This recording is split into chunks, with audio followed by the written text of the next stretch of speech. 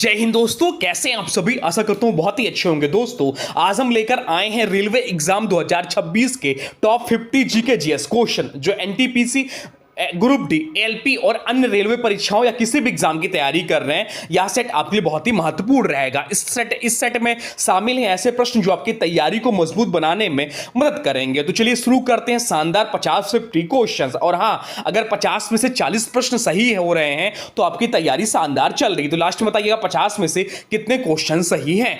ईमानदारी से बताइएगा 50 में से कितने क्वेश्चन सही बन रहे हैं। अगर 40 प्लस प्रश्न सही बन रहे हैं तो आपकी तैयारी बहुत ही शानदार। चलिए देखते हैं पहला क्वेश्चन क्या पूछा है आपसे। पहला क्वेश्चन जो पूछा है वह पूछा है यूनिसेफ का मुख्यालय कहां है। आपसे पूछा है कि यूनिसेफ का मुख्यालय कहां है, बताइए राइट आंसर क्या है। राइट आंसर आप लोग कमेंट बॉक्स में लिखने की कोशिश किया करिए, बताइए क्या होगा। राइट आंसर हो जाएगा ऑप्शन सी, न्यूयॉर्क में। न्यूयॉर्क में यूनिसेफ का फुल फॉर्म क्या है, तो यूनिसेफ का फुल फॉर्म है United Nations International Children's Emergency Fund. एक अंतरराष्ट्रीय संगठन है जो बच्चों के स्वास्थ्य, शिक्षा, पोषण और सुरक्षा के लिए कार्य करता है। इसका मुख्यालय न्यूयॉर्क सिटी अमेरिका में स्थित है। इसकी स्थापना कब हुई थी? इसकी स्थापना जो हुई थी वह हुई थी 11 दिसंबर 1946 को इसकी स्थापना हुई थी। डेट भी ध्यान रखिएगा। चलते हैं अगले प्रश्न को देखते हैं। अगला प्रश्न क्या पूछा है आपसे। अगला प्रश्न पूछा एशिया महाद्वीप का सबसे बड़ा देश कौन सा है। आपसे पूछा है कि एशिया महाद्वीप का सबसे बड़ा देश कौन सा है, बताइए राइट आंसर क्या हो जाएगा। राइट आंसर हो जाएगा ऑप्शन सी, रूस। रूस इस प्रश्न का राइट आंसर हो जाएगा। बात यहां हो रही एशिया महाद्वीप की। चलिए ऐसे एशिया महाद्वीप के बारे में महत्वपूर्ण जान लेते हैं जो एग्जाम में पूछता है आपसे कि विश्व का सबसे बड़ा महाद्वीप कौन सा है। तो विश्व का सबसे बड़ा महाद्वीप जो है एशिया महाद्वीप है। एशिया महाद्वीप का सबसे बड़ा देश जो है क्षेत्रफल के अनुसार वह रूस है। एशिया का सबसे बड़ा द्वीप कौन सा है, तो बोर्नियो है। एशिया की सबसे लंबी नदी कौन सी, तो यांगसी नदी है जो कि चीन में। एशिया की सबसे ऊंची पर्वत चोटी कौन सी है, तो एशिया की सबसे ऊंची पर्वत चोटी जो है माउंट एवरेस्ट है। इसकी ऊंचाई जो 8848.686 मीटर है। एशिया का सबसे गहरा झील कौन सा, तो बैकाल झील जो कि रूस में ही है। तो ये सब पॉइंट ध्यान रखिएगा। अब चलते हैं अगले प्रश्न को देखते हैं। अगला प्रश्न क्या पूछा है आपसे। अगला प्रश्न जो पूछा है वह पूछा है भारतीय थल सेना दिवस कब मनाया जाता है। आपसे पूछा है कि भारतीय थल सेना दिवस कब मनाया जाता है, बताइए राइट आंसर क्या हो जाएगा। राइट आंसर कमेंट बॉक्स में लिख दीजिए। राइट आंसर हो जाएगा ऑप्शन ए, 15 जनवरी को। 15 जनवरी को भारतीय थल सेना दिवस मनाया जाता है। 1949 में जनरल के.एम. करिप्पा ने ब्रिटिश जनरल से थल सेना प्रमुख का पद ग्रहण किया। इस उपलक्ष्य में हर वर्ष 15 जनवरी को सेना दिवस मनाया जाता है। यह दिन देशभक्ति और सैनिक सम्मान का प्रतीक है। बात यहां हो रही जनवरी माह की। चलिए जनवरी माह के महत्वपूर्ण दिवसों को रिपीट कर लेते हैं, यानी कि रिवीजन कर लेते हैं। 1 जनवरी को अंतर्राष्ट्रीय परिवार दिवस मनाया जाता है। 9 जनवरी को प्रवासी भारतीय दिवस मनाया जाता है। 10 जनवरी को विश्व हिंदी दिवस मनाया जाता है। 12 जनवरी को राष्ट्रीय युवा दिवस मनाया जाता है, स्वामी विवेकानंद की जयंती का। 15 जनवरी यह भी हम लोग पढ़े, भारतीय सेना दिवस मनाया जाता है। तो 23 जनवरी को नेताजी सुभाष चंद्र बोस जयंती मनाई जाती है। 24 जनवरी को राष्ट्रीय बालिका दिवस मनाया जाता है। तो 25 जनवरी को राष्ट्रीय मतदाता दिवस और राष्ट्रीय पर्यटन दिवस मनाया जाता है। 26 जनवरी को गणतंत्र दिवस मनाया जाता है। तो 28 जनवरी को डाटा गोपनीयता दिवस मनाया जाता है। 30 जनवरी को महात्मा गांधी शहीद दिवस मनाया जाता है। तो ये सब चीज ध्यान रखिएगा। चलते हैं अगले प्रश्न को देखते हैं। अगला प्रश्न क्या पूछा है आपसे। अगला प्रश्न पूछा है भारतीय संविधान में संविधान संशोधन किस अनुच्छेद में वर्णित है। आपसे पूछा है कि भारतीय संविधान में संविधान संशोधन किस अनुच्छेद में वर्णित है, बताइए राइट आंसर क्या हो जाएगा। राइट आंसर हो जाएगा ऑप्शन बी, अनुच्छेद 368। अनुच्छेद 368 इस प्रश्न का राइट आंसर हो जाएगा। भारतीय संविधान में संविधान संशोधन से संबंधित प्रावधान अनुच्छेद 368 में दिए गए हैं। बाकी विकल्पों की बात करें तो अनुच्छेद 360 जो है वित्तीय आपातकाल से संबंधित है। अनुच्छेद 352 राष्ट्रीय आपातकाल से संबंधित है। अनुच्छेद 14 जो दिया हुआ समानता का अधिकार से संबंधित है। चलते हैं अगले प्रश्न को देखते हैं। अगला प्रश्न क्या पूछा है आपसे। अगला प्रश्न पूछा है यूनेस्को द्वारा घोषित भारत की पहली विश्व धरोहर स्थल कौन सी थी। आपसे पूछा कि यूनेस्को द्वारा घोषित भारत की पहली विश्व धरोहर स्थल कौन सी है, बताइए राइट आंसर क्या हो जाएगा। राइट आंसर हो जाएगा ऑप्शन ए, अजंता गुफाएं। अजंता गुफाएं इस प्रश्न का राइट आंसर हो जाएगा। 1983 में यूनेस्को ने भारत की पहली विश्व धरोहर स्थलों के रूप में अजंता गुफाएं, एलोरा गुफाएं, आगरा किला और ताजमहल को सूचीबद्ध किया था। इन सभी को एक साथ पहले बैच में शामिल किया गया, परंतु अजंता गुफाओं को प्रथम स्थान प्राप्त हुआ। अजंता गुफाओं के बारे में बात करें तो यह जो है महाराष्ट्र में है। निर्माण काल की बात करें 2वीं शताब्दी ईसा पूर्व लेकर 6वीं शताब्दी से ईसा पूर्व या जो यूनेस्को सूची में शामिल हुआ था 1983 में। चलते हैं अगले प्रश्न की ओर, देखते हैं अगला प्रश्न क्या पूछा है आपसे। जो पूछा है वह पूछा है गौतम बुद्ध ने अपना पहला उपदेश कहां दिया था। आपसे पूछा है कि गौतम बुद्ध ने अपना पहला उपदेश कहां दिया था, बताइए राइट आंसर क्या हो जाएगा। राइट आंसर कमेंट बॉक्स में लिख दीजिए। तो राइट आंसर जो हो जाएगा वो हो जाएगा ऑप्शन डी, सारनाथ इस प्रश्न का राइट आंसर हो जाएगा। ऑप्शन डी इस प्रश्न का राइट आंसर हो जाएगा। सारनाथ उत्तर प्रदेश में दिए गए इस पहले उपदेश को धर्मचक्र प्रवर्तन कहा जाता है। बुद्ध का जन्म लुम्बिनी नेपाल में हुआ, तो उन्हें ज्ञान की प्राप्ति बोधगया बिहार में निरंजना नदी के तट पर हुई थी। उनके मृत्यु यानी कि महापरिनिर्वाण जिसे कहा जाता है कुशीनगर में हुई थी। अब चलते हैं अगले प्रश्न को देखते हैं। अगला प्रश्न क्या पूछा है आपसे। अगला प्रश्न जो पूछा है वह पूछा है वास्को डिगामा पहली बार भारत कब आया था। आपसे पूछा है कि वास्को डिगामा जो है पहली बार भारत कब आया था, बताइए राइट आंसर क्या हो जाएगा। राइट आंसर कमेंट बॉक्स में लिख दीजिए। तो राइट आंसर जो हो जाएगा वो हो जाएगा ऑप्शन बी 1498 में। ऑप्शन बी इस प्रश्न का राइट आंसर हो जाएगा 1498 में। वास्को डिगामा एक पुर्तगाली नाविक था जो समुद्री मार्ग से भारत आया था और 20 मई 1988 को केरल के कालीकट कोझिकोड बंदरगाह पर पहुंचा था। वहां के हिंदू शासक जमोरिन ने उसका स्वागत किया। उसने यूरोप से भारत तक के केप ऑफ गुड होप समुद्री मार्ग की खोज की थी। अब चलते हैं अगले प्रश्न को देखते हैं। अगला प्रश्न क्या पूछा है आपसे। अगला प्रश्न जो पूछा है वह पूछा है खजुराहो के मंदिर किस वंश के शासक ने बनवाए थे। आपसे पूछा है कि खजुराहो के मंदिर किस वंश के शासकों ने बनवाए थे, बताइए राइट आंसर क्या हो जाएगा। राइट आंसर कमेंट बॉक्स में लिख दीजिए। तो राइट आंसर जो हो जाएगा वो हो जाएगा ऑप्शन बी चंदेल इस प्रश्न का राइट आंसर हो जाएगा। यह मंदिर मध्य प्रदेश के छतरपुर जिले में स्थित है। इसका निर्माण चंदेल राजपूत शासकों द्वारा 950 ईस्वी से 1050 ईस्वी के बीच करवाया गया था। यह मंदिर हिंदू और जैन धर्म से संबंधित है। यहाँ का सबसे प्रसिद्ध मंदिर कंदारिया महादेव मंदिर है। चलते हैं अगले प्रश्न को देखते हैं। अगला प्रश्न क्या पूछा है आपसे। अगला प्रश्न जो पूछा है वह पूछा है असहयोग आंदोलन किस वर्ष शुरू हुआ था। आपसे पूछा है कि असहयोग आंदोलन जो है किस वर्ष शुरू हुआ था, बताइए राइट आंसर क्या हो जाएगा। राइट आंसर कमेंट बॉक्स में लिख दीजिए। राइट आंसर हो जाएगा ऑप्शन बी 1920 में। यह आंदोलन 1 अगस्त 1920 को महात्मा गांधी द्वारा शुरू किया गया था। जालियांवाला बाग हत्याकांड और रॉलेट एक्ट के विरोध में इसे शुरू किया गया था। 4 फरवरी 1922 की चौरी चौरा घटना गोरखपुर में जो की है के बाद गांधी जी ने इसे वापस ले लिया। इस आंदोलन के दौरान स्वदेशी वस्तुओं को अपनाने पर जोर दिया गया था। अब चलते हैं अगले प्रश्न को देखते हैं। अगला प्रश्न क्या पूछा है आपसे। अगला प्रश्न जो पूछा है वह पूछा है भारतीय संविधान का कौन सा अनुच्छेद अस्पृश्यता के अंत से संबंधित है। आपसे पूछा कि भारतीय संविधान का कौन सा अनुच्छेद अस्पृश्यता के अंत से संबंधित है, बताइए राइट आंसर क्या हो जाएगा। राइट आंसर कमेंट बॉक्स में लिख दीजिए। राइट आंसर हो जाएगा ऑप्शन सी अनुच्छेद 17 इस प्रश्न का राइट आंसर हो जाएगा। यह एक मौलिक अधिकार है जो समानता के अधिकार के अंतर्गत आता है। इसके तहत छुआछूत का किसी भी रूप में आचरण करना एक दंडनीय अपराध है। नागरिक अधिनियम संरक्षण अधिनियम 1955 इसी अनुच्छेद को लागू करने के लिए बनवाया गया। अनुच्छेद 18 उपाधियों के अंत से संबंधित है। अब चलते हैं अगले प्रश्न को देखते हैं। अगला प्रश्न क्या पूछा है आपसे। अगला प्रश्न जो पूछा है वह पूछा है मौलिक कर्तव्य किस देश के संविधान से लिए गए हैं। आपसे पूछा है कि मौलिक कर्तव्य जो है किस देश के संविधान से लिए गए हैं, बताइए राइट आंसर क्या हो जाएगा। राइट आंसर कमेंट बॉक्स में लिख दीजिए। राइट आंसर जो हो जाएगा वो हो जाएगा ऑप्शन बी रूस। ऑप्शन बी इस प्रश्न का राइट आंसर हो जाएगा। रूस इस प्रश्न का राइट आंसर हो जाएगा। रूस इस प्रश्न का राइट आंसर हो जाएगा। इन्हें 42वें संविधान संशोधन 1976 द्वारा सरदार सूरज सिंह समिति की सिफारिश पर जोड़ा गया था। यह संविधान के भाग 4A और अनुच्छेद 51A में वर्णित है। मूल रूप से 10 कर्तव्य थे। 10 कर्तव्य 6वें संशोधन 2002 द्वारा 11वां कर्तव्य शिक्षा का जोड़ा गया। वर्तमान में कुल 11 मौलिक कर्तव्य हैं। अब चलते हैं अगले प्रश्न की ओर, देखते हैं अगला प्रश्न क्या पूछा है आपसे। अगला प्रश्न जो पूछा है वह पूछा है नीति आयोग के पदेन अध्यक्ष कौन होता है। आपसे पूछा है कि नीति आयोग के पदेन अध्यक्ष कौन होता है, बताइए राइट आंसर क्या हो जाएगा। राइट आंसर कमेंट बॉक्स में लिख दीजिए। राइट आंसर जो हो जाएगा वो जाएगा ऑप्शन सी प्रधानमंत्री इस प्रश्न का राइट आंसर हो जाएगा। नीति का फुल फॉर्म होता है national Institution for Transforming India. नीति का जो फुल फॉर्म होता है वो होता है national Institution for Transforming India. इसकी स्थापना 1 जनवरी 2015 को योजना आयोग के स्थान पर की गई थी। यह भारत सरकार के थिंक टैंक के रूप में कार्य करता है। नीति आयोग के पहले अध्यक्ष नरेंद्र मोदी और पहले उपाध्यक्ष अरविंद पनघड़िया थे। अब चलते हैं अगले प्रश्न को देखते हैं। अगला प्रश्न क्या पूछा है आपसे। अगला प्रश्न जो पूछा है वह पूछा है विटामिन सी का रासायनिक नाम क्या है। आपसे पूछा है कि विटामिन सी का रासायनिक नाम क्या है, बताइए राइट आंसर क्या हो जाएगा। राइट आंसर कमेंट बॉक्स में लिख दीजिए।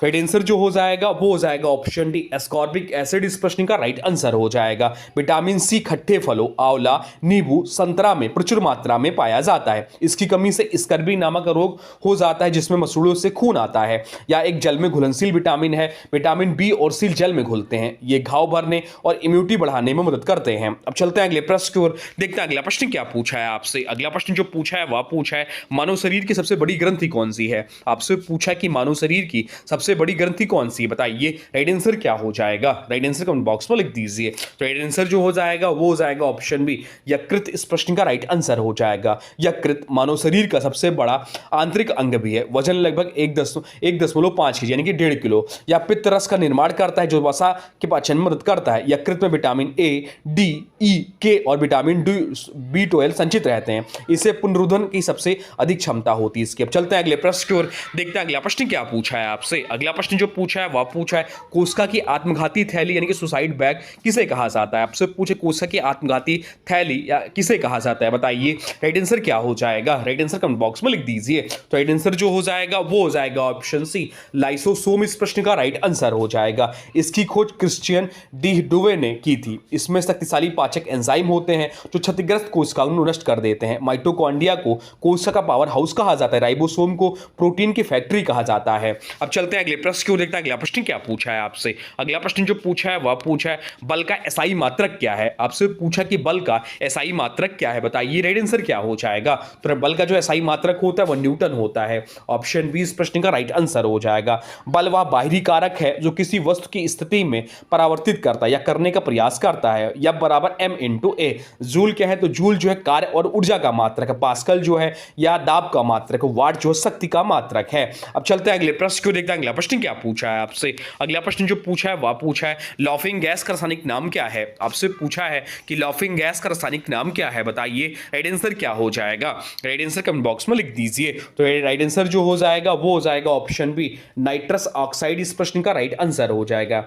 N2O लॉफिंग गैस का रासायनिक नाम है। इसे सूंघने पर इंसान को हंसी आने लगती है। इसका उपयोग सर्जरी और दांतों के इलाज में एनेस्थीसिया के रूप में भी किया जाता है। या एक ग्रीन हाउस गैस भी है जो ओजोन परत को नुकसान पहुंचाती है। इसकी खोज जोसेफ प्रिस्टले ने की थी। अब चलते हैं अगले प्रश्न की ओर, देखते हैं अगला प्रश्न क्या पूछा है आपसे। अगला प्रश्न जो पूछा है वह पूछा है साधारण नमक का रासायनिक सूत्र क्या है। आपसे पूछा है कि साधारण नमक का रासायनिक सूत्र क्या है। राइट आंसर हो जाएगा option C NaCl। Option C इस प्रश्न का राइट आंसर हो जाएगा। सोडियम क्लोराइड या समुद्र के पानी के वाष्पीकरण से सबसे अधिक प्राप्त किया जाता है। मानव शरीर में यह तंत्रिका तंत्र के काम करने के लिए आवश्यक है। Na2CO3 वार्षिक सोडा का सूत्र है। NaSCO3 बेकिंग सोडा का सूत्र है। अब चलते हैं अगले प्रश्न को, देखते हैं अगला प्रश्न क्या पूछा है आपसे। अगला प्रश्न जो पूछा है वह पूछा है वायुमंडल में नाइट्रोजन गैस का प्रतिशत लगभग कितना है। आपसे पूछा है कि वायुमंडल में नाइट्रोजन गैस का प्रतिशत लगभग कितना है, बताइए राइट आंसर क्या हो जाएगा। राइट आंसर कमेंट बॉक्स में लिख दीजिए। तो राइट आंसर जो हो जाएगा वो हो जाएगा ऑप्शन बी 78%। ऑप्शन बी इस प्रश्न का राइट आंसर हो जाएगा। वायुमंडल में सबसे अधिक पाई जाने वाली गैस नाइट्रोजन गैस 78% है। ऑक्सीजन लगभग 21% पाई जाती है जो जीवन के लिए जरूरी है। आर्गन जो है 0.93% और कार्बन डाइऑक्साइड 0.04% होती है। नाइट्रोजन का उपयोग पौधों के वृद्धि यानी कि उर्वरक और चिप्स के पैकेट में किया जाता है। अब चलते हैं अगले प्रश्न को, देखते हैं अगला प्रश्न क्या पूछा है आपसे। अगला प्रश्न जो पूछा है वह पूछा है हीरा और ग्रेफाइट किसके अप्रूफ हैं। आपसे पूछा कि हीरा और ग्रेफाइट किसके अप्रूफ हैं, बताइए राइट आंसर क्या हो जाएगा।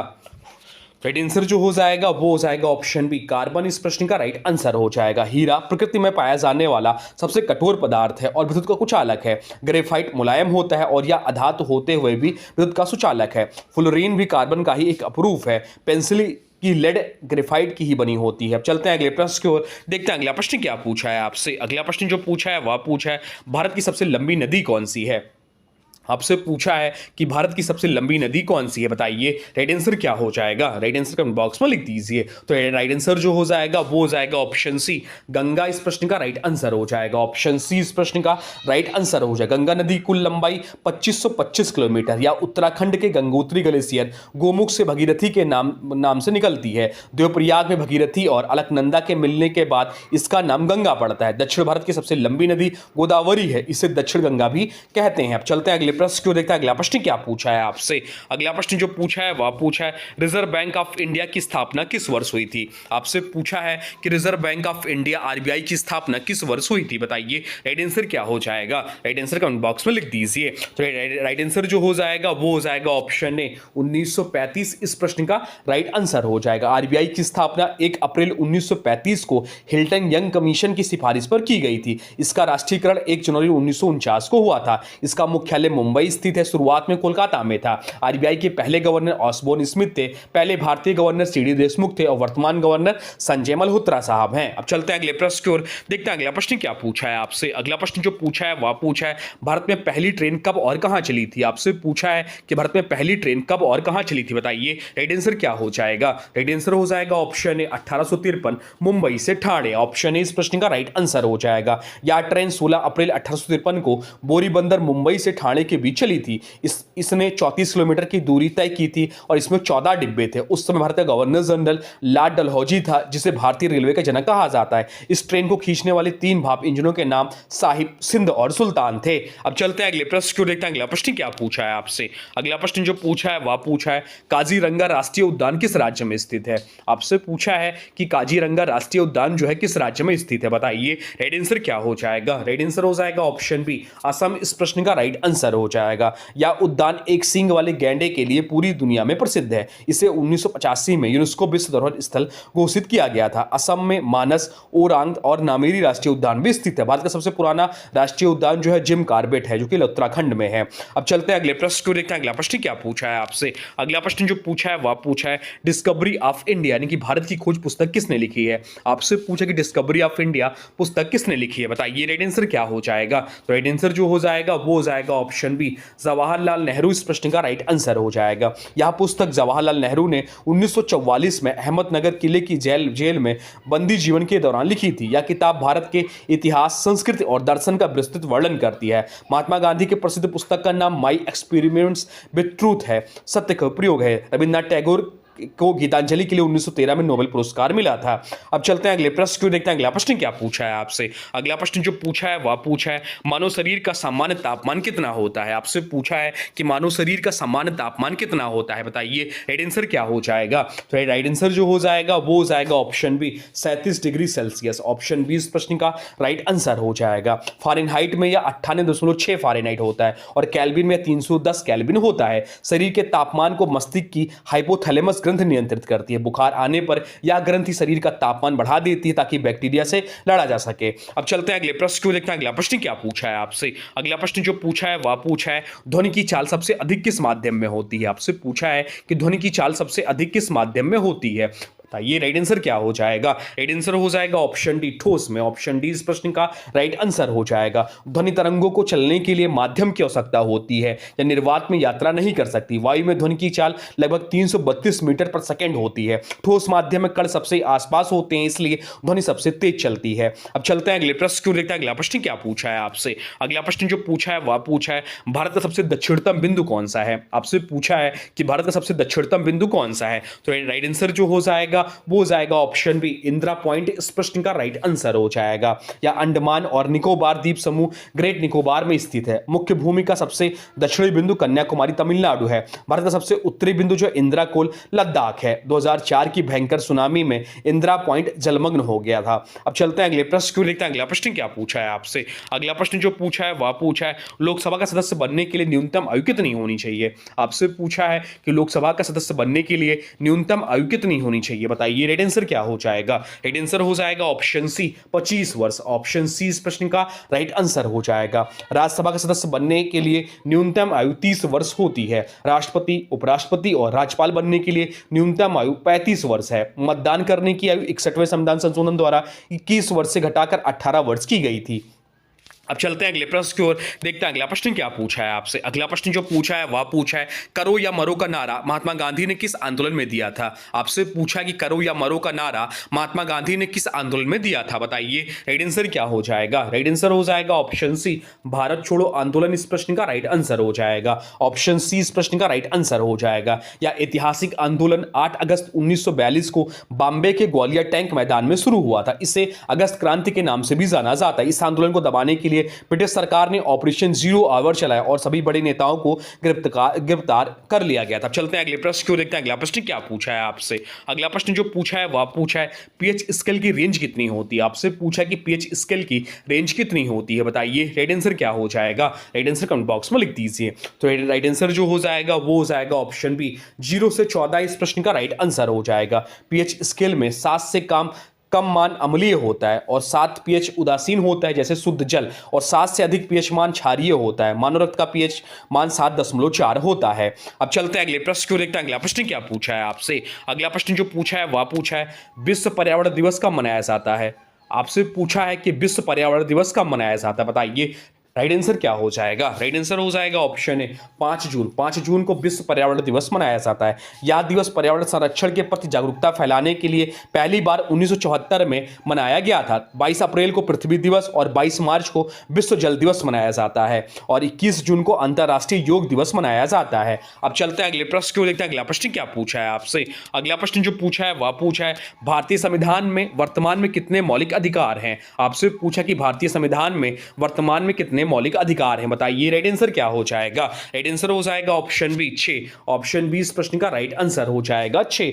मूल संविधान में 7 मौलिक अधिकार थे। 44वें संविधान संशोधन 1978 द्वारा संपत्ति के अधिकार को हटा दिया गया। अब संपत्ति का अधिकार अनुच्छेद 301 के तहत केवल एक कानूनी विधिक अधिकार है। अब चलते हैं अगले प्रश्न को देखते हैं। अगला प्रश्न क्या पूछा है आपसे। अगला प्रश्न जो पूछा है वह पूछा है सर्वदाता रक्त समूह कौन सा है। आपसे पूछा है कि सर्वदाता रक्त समूह कौन सा है, बताइए राइट आंसर क्या हो जाएगा। राइट आंसर हो जाएगा ऑप्शन डी ओ नेगेटिव विशेषकर। ऑप्शन डी इस प्रश्न का राइट आंसर हो जाएगा। ओ नेगेटिव रक्त समूह किसी को भी रक्त दे सकता है क्योंकि इसमें कोई एंटीजन नहीं होता, और ए बी पॉजिटिव जो है सर्वग्राही है होता है जो किसी से भी खून ले सकता है। रक्त समूहों की खोज कार्ल लैंड स्टीनर ने की थी। अब चलते हैं अगले प्रश्न को देखते हैं। अगला प्रश्न क्या पूछा है आपसे। अगला प्रश्न जो पूछा है वह पूछा है जीएसटी भारत में कब लागू किया गया था। आपसे पूछा है कि जीएसटी जो है भारत में कब लागू किया गया था, बताइए राइट आंसर क्या हो जाएगा। राइट आंसर कमेंट बॉक्स में लिख दीजिए। तो राइट आंसर जो हो जाएगा वो हो जाएगा ऑप्शन बी 1 जुलाई 2017। ऑप्शन बी इस प्रश्न का राइट आंसर हो जाएगा। जीएसटी का full form goods and service tax है। यह एक अप्रत्यक्ष कर है, इनडायरेक्ट कर है जिसने भारत में कई अन्य टैक्सों की जगह ली। इसे 101वें संविधान संशोधन अधिनियम द्वारा लागू किया गया था। असम भारत का पहला राज्य था जिसने जीएसटी बिल पास किया। अब चलते हैं अगले प्रश्न को देखते हैं। अगला प्रश्न क्या पूछा है आपसे। अगला प्रश्न जो पूछा है वह पूछा है जैन धर्म के 24वें और अंतिम तीर्थंकर कौन थे। आपसे पूछा कि जैन धर्म के 24वें और अंतिम तीर्थंकर कौन थे, बताइए राइट आंसर क्या हो जाएगा। राइट आंसर हो जाएगा ऑप्शन सी महावीर स्वामी इस प्रश्न का राइट आंसर हो जाएगा। जैन धर्म के संस्थापक और पहले तीर्थंकर ऋषभदेव थे। 23वें तीर्थंकर पार्श्वनाथ थे। महावीर स्वामी का जन्म वैशाली के पास कुंडलपुर में हुआ था और उन्होंने ही जैन धर्म में ब्रह्मचर्य व्रत जोड़ा था। अब चलते हैं अगले प्रश्न को देखते हैं। अगला प्रश्न क्या पूछा है आपसे। अगला प्रश्न जो पूछा है वह पूछा है विद्युत बल्ब का फिलामेंट किस धातु का बना होता है। आपसे पूछा है कि विद्युत बल्ब का फिलामेंट जो है किस धातु का बना होता है, बताइए राइट आंसर क्या हो जाएगा। राइट आंसर हो जाएगा ऑप्शन बी टंगस्टन इस प्रश्न का राइट आंसर हो जाएगा। टंगस्टन का गलनांक बहुत उच्च लगभग 3422 डिग्री सेल्सियस होता है, जिससे यह ज्यादा गर्म होने पर भी पिघलता नहीं। इलेक्ट्रॉनिक हीटर और प्रेस की कॉइल नाइक्रोम तार की बनी होती है। विद्युत बल्ब के अंदर आर्गन या नाइट्रोजन जैसी अक्रिय गैसें भरी जाती ताकि फिलामेंट जले नहीं। अब चलते हैं अगले प्रश्न को देखते हैं। अगला प्रश्न क्या पूछा है आपसे। अगला प्रश्न जो पूछा है वह पूछा है कौन सा ग्रह लाल ग्रह के नाम से जाना जाता है। आपसे पूछा है कि कौन सा ग्रह जो है लाल ग्रह के नाम से जाना जाता है, बताइए राइट आंसर क्या हो जाएगा। राइट आंसर हो जाएगा ऑप्शन बी मंगल ग्रह इस प्रश्न का राइट आंसर हो जाएगा। मंगल की सतह पर आयरन ऑक्साइड की अधिकता के कारण यह लाल रंग दिखाई देता है। मंगल ग्रह के केवल 2 प्राकृतिक उपग्रह हैं, फेवोस और डिमोस। अब चलते हैं अगले प्रश्न को देखते हैं। अगला प्रश्न क्या पूछा है आपसे। अगला प्रश्न जो पूछा है वह पूछा है आपसे ओलंपिक खेलों में व्यक्तिगत स्वर्ण पदक जीतने वाले पहले भारतीय कौन थे। आपसे पूछा कि ओलंपिक खेलों में व्यक्तिगत स्वर्ण पदक जीतने वाले पहले भारतीय कौन थे। तो राइट आंसर जो हो जाएगा वो हो जाएगा ऑप्शन सी अभिनव बिंद्रा इस प्रश्न का राइट आंसर हो जाएगा। अभिनव बिंद्रा ने 2008 बीजिंग ओलंपिक में 10 मीटर एयर राइफल शूटिंग में गोल्ड जीता था। अब चलते हैं अगले प्रश्न को देखते हैं। अगला प्रश्न क्या पूछा है आपसे। अगला प्रश्न जो पूछा है वह पूछा है भारत के मुख्य चुनाव आयुक्त की नियुक्ति कौन करता है। आपसे पूछा है कि भारत के मुख्य चुनाव आयुक्त की नियुक्ति कौन करता है, बताइए राइट आंसर क्या हो जाएगा। राइट आंसर जो हो जाएगा वो हो जाएगा ऑप्शन बी राष्ट्रपति इस प्रश्न का राइट आंसर हो जाएगा। भारतीय चुनाव आयोग का वर्णन संविधान के भाग 15 और अनुच्छेद 324 में किया गया। मुख्य चुनाव आयुक्त का कार्यकाल 6 वर्ष या 65 वर्ष की आयु जो भी पहले तक होता है। सुकुमार सेन भारत के पहले मुख्य चुनाव आयुक्त थे। अब चलते हैं अगले प्रश्न को देखते हैं। अगला प्रश्न क्या पूछा है आपसे? अगला प्रश्न जो पूछा है वह पूछा है सती प्रथा को समाप्त करने का श्रेय किस गवर्नर जनरल को जाता है? आपसे पूछा कि सती प्रथा को समाप्त करने का श्रेय किस गवर्नर को जाता है, बताइए राइट आंसर क्या हो जाएगा? तो राइट आंसर जो हो जाएगा वो हो जाएगा option B, Lord William Bentinck इस प्रश्न का राइट आंसर हो जाएगा। 1829 में समाज सुधारक राजा राममोहन राय के अथक प्रयासों से लॉर्ड विलियम बेंटिक ने इसे गैर कानूनी घोषित कर दिया। राजा राममोहन राय ने 1828 में ब्रह्म समाज की स्थापना की थी। लॉर्ड डलहौजी को भारत में रेलवे, डाक और तार सेवा शुरू करने के लिए जाना जाता है। अब चलते हैं अगले प्रश्न को देखते हैं। अगला प्रश्न क्या पूछा है आपसे? अगला प्रश्न जो पूछा है वह पूछा है पेसमेकर का संबंध मानव शरीर के किस अंग से है? आपसे पूछा कि पेसमेकर का संबंध मानव शरीर के किस अंग से है, बताइए राइट आंसर क्या हो जाएगा? राइट आंसर हो जाएगा ऑप्शन डी, हृदय इस प्रश्न का राइट आंसर हो जाएगा। पेसमेकर हृदय की धड़कन को नियंत्रित और नियमित करने का काम करता है। प्राकृतिक पेसमेकर हृदय के दाहिने अलिंद्र में स्थित होता है जिसे ऐसे नोड कहा जाता है। रक्त को शुद्ध करने वाले गुर्दे के काम करना बंद करने का कृत्रिम रूप से डायलिसिस किया जाता है। अब चलते हैं अगले प्रश्न को देखते हैं। अगला प्रश्न क्या पूछा है आपसे? अगला प्रश्न जो पूछा है वह पूछा है नोबेल पुरस्कार जीतने वाले पहले भारतीय कौन थे? आपसे पूछा है कि नोबेल पुरस्कार जीतने वाले पहले भारतीय कौन थे, बताइए राइट आंसर क्या हो जाएगा? राइट आंसर कमेंट बॉक्स में लिख दीजिए। तो राइट आंसर जो हो जाएगा वो हो जाएगा ऑप्शन सी, रविन्द्रनाथ टैगोर इस प्रश्न का राइट आंसर हो जाएगा। उन्हें 1913 में उनके प्रसिद्ध काव्य संग्रह गीतांजलि साहित्य के क्षेत्र के लिए नोबेल पुरस्कार मिला था। वैज्ञानिक सीवी रमन को 1930 में भौतिकी रमन प्रभाव की खोज के लिए पुरस्कार मिला। मदर टेरेसा को 1979 में शांति के क्षेत्र में नोबेल पुरस्कार प्रदान किया गया था।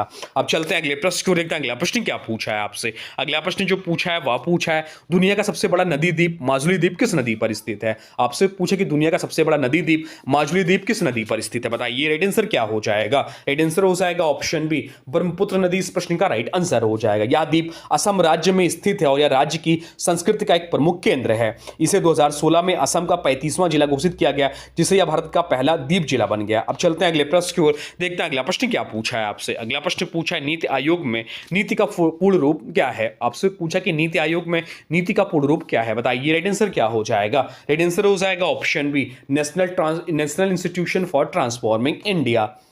इसकी स्थापना 1 जनवरी 2015 को की गई थी। यह भारत सरकार के 65 साल पुराने योजना आयोग का स्थान लेने का निकाय है। यह बॉटम अप अप्रोच पर काम करता है जिसमें राज्यों की भागीदारी ज्यादा होती है। अब चलते हैं अगले प्रश्न को देखते हैं। अगला प्रश्न क्या पूछा है आपसे? अगला प्रश्न पूछा बॉक्साइट किस धातु का प्रमुख अयस्क है?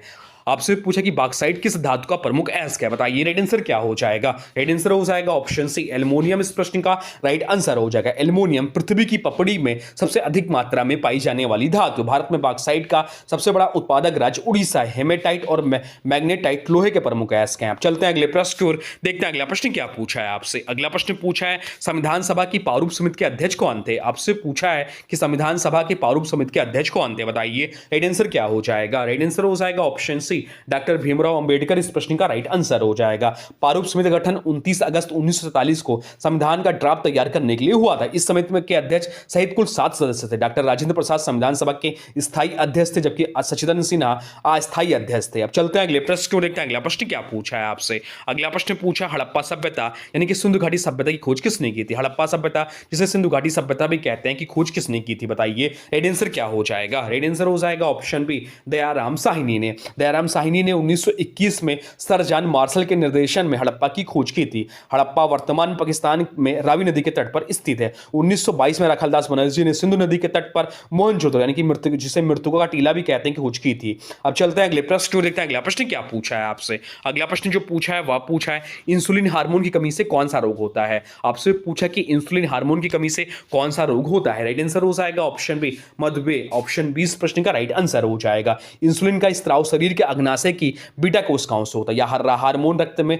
शर्करा के स्तर को नियंत्रित करता है। भोजन में आयोडीन की कमी से थायराइड ग्रंथि सूज जाती है जिससे घेंघा रोग होता है। अब चलते हैं अगले प्रश्न की ओर जो कि आज का अंतिम प्रश्न है। आपसे पूछा है कर्क रेखा भारत के कितने राज्यों से होकर गुजरती है? आपसे पूछा है कि कर्क रेखा भारत के कितने राज्यों से होकर गुजरती है, बताइए राइट आंसर क्या हो जाएगा? तो राइट आंसर जो हो जाएगा वो हो जाएगा ऑप्शन सी, 8 राज्यों से। ऑप्शन सी इस प्रश्न का राइट आंसर हो जाएगा 8 राज्यों से।